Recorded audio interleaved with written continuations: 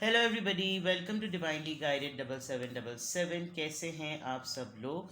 Here I come with the message of the day. तो let's see कि आज का मैसेज किसके लिए है, किस एनर्जी में है, किस तरह का है। ये एक शॉर्ट वीडियो होगी। अगर आपने मॉर्निंग में देखी तो आपके लिए गाइडेंस है, और अगर आपने एंड ऑफ द डे देखी तो ये आपके लिए डे रिफ्लेक्शन होगा। मैसेज आपने वही लेना है जो लगे आपको अपनी सिचुएशन से मैच करता हुआ। टैरो में ये मैसेजेस आए हैं, सब आपने अपने ऊपर इम्पोज नहीं करने और इनकी बेसिस पर कोई फाइनल डिसीजन नहीं बनाना। बहरहाल ये मैसेज ऑफ द डे है तो कहीं ना कहीं आपसे ज़रूर रेजोनेट करेगा, और अगर इसमें से कोई भी बात आपसे मैच नहीं करती तो इट्स ऑल ओके, बिकॉज हर रीडिंग हर किसी के लिए नहीं होती है। So without any further delay let's see कि what is the message of the day. What is the message of the day? The Hermit, पहला ही कार्ड Hermit का आया है। Message of the day. Message of the day. Then King of Wands. Aries, Leo, Sagittarius.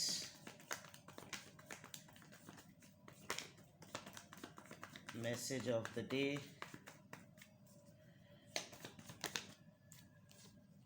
Two of cups, cancer, Scorpio, Pisces. आज का message आपकी love life से related है, बहुत ही okay. Seven of pentacles, then ace of swords, and then oh my god very nice. कल भी nine of pentacles की ओवरऑल एनर्जी थी। Very nice message, very very nice message. बहुत ज़्यादा पोटेंशियल है आज के मैसेज ऑफ द डे में related to your love life, और पोटेंशियल इस सेंस में है कि आप अपने पर्सन के लिए विश कम ट्रू हैं। हर ख्वाहिश, हर उम्मीद, हर चीज़ आपके पर्सन की आपसे जो है ना वो जुड़ी हुई है, और they are very very happy. अब तो ऐसा लग रहा है जैसे आपके पर्सन जो है ना वो ओपन अप हो जाएंगे, और जो रिज़र्व उनकी उनको अंदाज़ा हो रहा है कि इस रिज़र्व होने से कोई फ़ायदा नहीं है, बिकॉज जिस तरह का एक्सचेंज आपका और उनका चल रहा है आजकल ख़ास तौर पे, दे आर वेरी हैप्पी। उनको बहुत अच्छा लग रहा है, बिकॉज उनको लग रहा है जैसे उनकी हर ख्वाहिश पूरी हो रही है, एंड ही और she is ready to fix the things. 9 और 9 किसी के लिए बहुत इंपॉर्टेंट हो सकता है, बिकॉज यहाँ पे 2 दफ़ा ये आप देख सकते हैं 9 और 9 आया है। तो इसका मतलब कि बहुत सारी चीज़ें जो हैं वो कंप्लीशन पर आने वाली हैं, बहुत सारी चीज़ें ठीक होने वाली हैं, कंप्लीट होने वाली हैं। जस्ट अ सेकेंड जी। यहाँ फजर की अजानें होती रहती हैं, तो चलें। आई वॉज प्रेइंग जब अजान का वक्फ़ा हो रहा था। आपको नहीं अंदाज़ा होगा बिकॉज 1 सेकंड का ब्रेक आपको लगा होगा, लेकिन मैंने कहा अजान भी हो रही है, मैसेजेस भी बहुत अच्छे हैं, तो अल्लाह ताला जो भी करे वो आपके हक़ में बेहतर करे, इलाही आमीन। मैं 9 और 9 के नंबर से बता रही थी कि कुछ चीज़ें जो हैं वो बिल्कुल कंप्लीशन पर है, यानी कि अगर आपकी लाइफ में, आपकी लव लाइफ में जो कुछ भी मामला चल रहे थे वो कंप्लीशन पर हैं।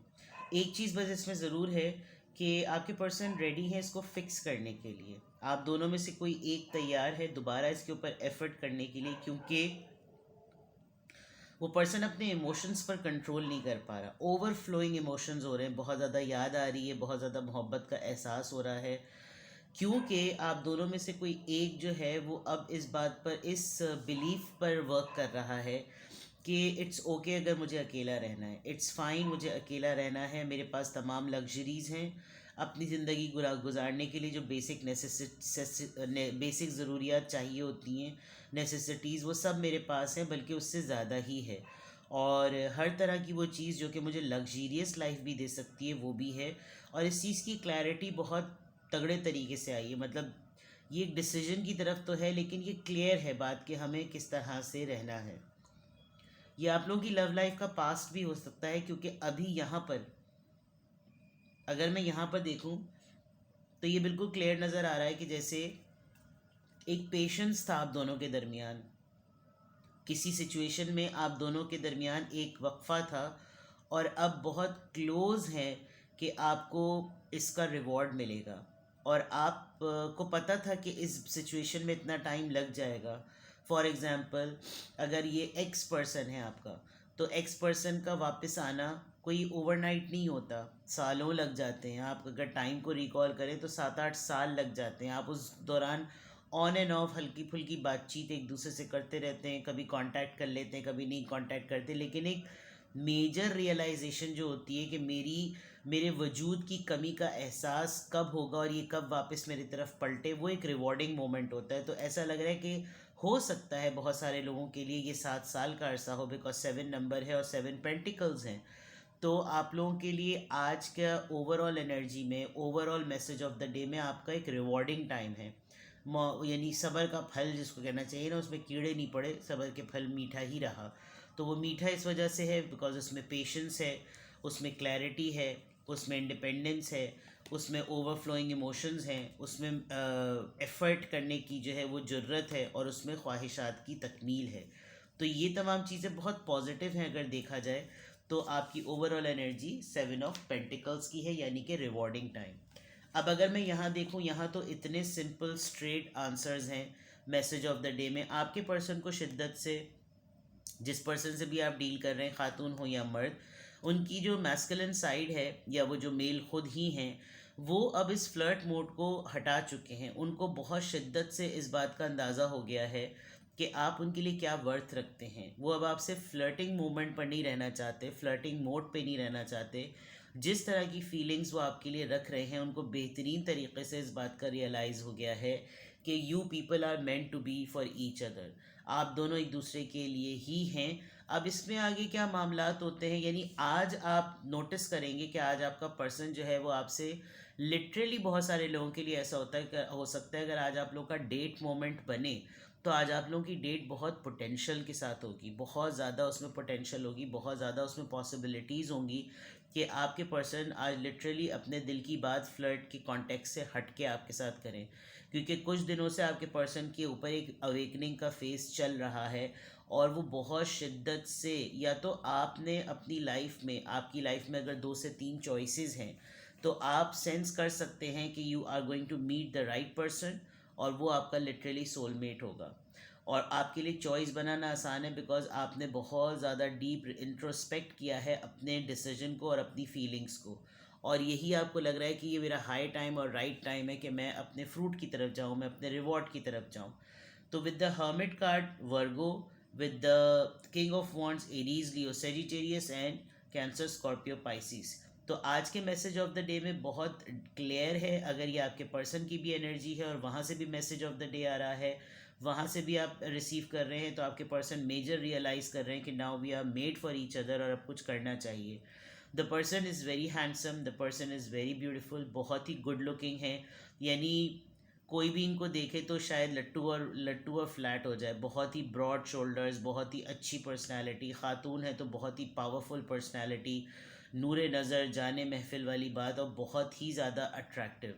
तो ये तमाम क्वालिटीज़ होने के बावजूद भी आपके पर्सन को ये रियलाइज़ हो रहा है कि इनके लिए कौन है, और आपको भी मेजरली पता चल रहा है कि मैं इसके साथ सिर्फ फ्लर्ट और हैंकीज़ वैंकीज़ नहीं चल सकती, बेसिकली ये मेरे लिए है ही किसी डिफरेंट रिलेशन के तौर पर।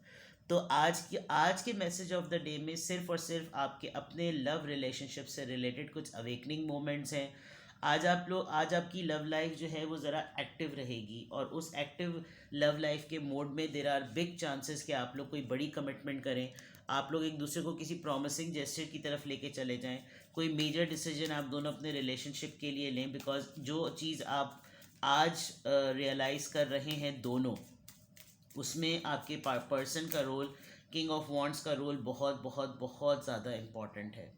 टॉरस, मे बी ये टॉरस हो सकते हैं जबकि यहाँ साइंस डिफरेंट थे।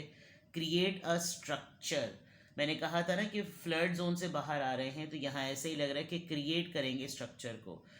जो भी रिलेशनशिप की बेस है उसको रिक्रिएट करने वाली बात, या उसको दोबारा से इस तरह से देखना कि वो एक खोखला रिश्ता ना लगे, वो एक फ़न एंटरटेनमेंट रिश्ता ना लगे, वो सही रिश्ता लगे।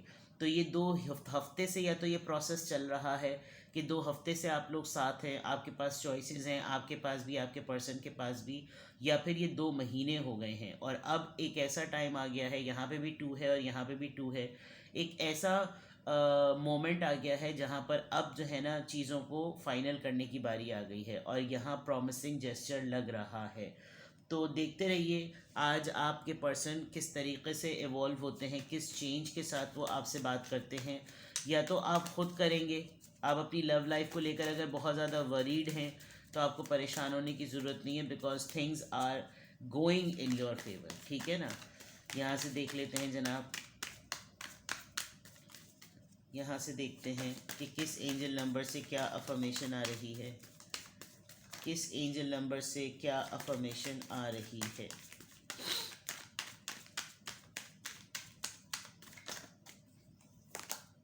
Number 10, you have great leadership skills.